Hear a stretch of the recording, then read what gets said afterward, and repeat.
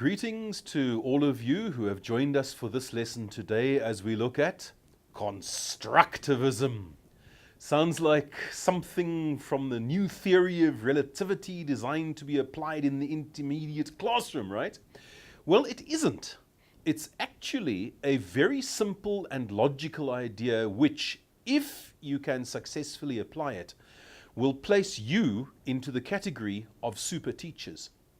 But I am not known for showing mercy, so before you get the simplified explanation, you will first be taken through the masterful verbosity found in the study guide. Here's the first lovely simple sentence. The teacher is expected to facilitate the learners towards constructing their own knowledge. And the second is like unto it.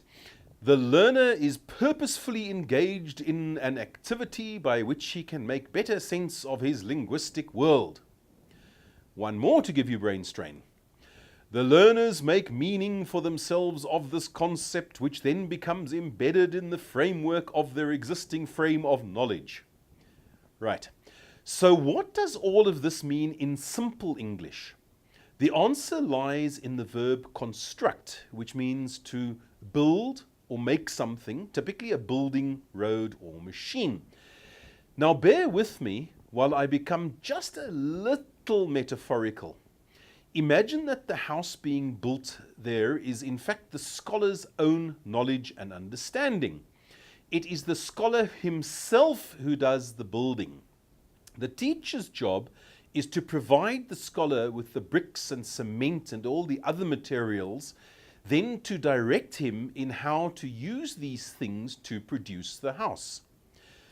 It's not a fast process, as you can imagine. A house being built by one person will take many years to complete, and in this case you can consider it to require 12 years in total. In grade 1, the foundations of knowledge are first laid down. Then the walls of understanding are erected and strengthened through the years until finally the roof is completed by the end of grade 12.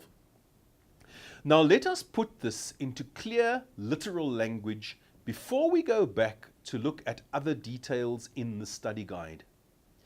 In this approach, the teacher's main purpose is to enable scholars to learn how to learn. And achieving this is much easier than you may think. To a great extent, constructivism overlaps with the task-based approach which we considered in the previous lesson. The function of the teacher is to engage the scholars in selected activities so that it is their own experience that causes them to learn and gain understanding. Permit me to refer to the text again, where it talks about the teacher constructing authentic classroom situations so that the scholars can experience the need for a specific language structure. Are you able to do this? Think about it. Even if you don't create your own activities, the internet will provide you with thousands of suitable ones. There is a detail which I feel it is necessary to add, which is not in the notes, and that is knowledge. As we saw a minute back, knowledge is the foundation on which understanding is built. You cannot properly understand anything unless you have a decent knowledge of it. Let me leave you with a final thought. Why is it that so many people who enter university are unable to qualify?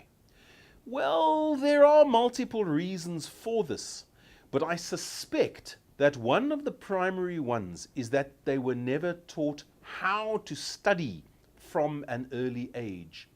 In other words, they were never taught by a super teacher using constructivism.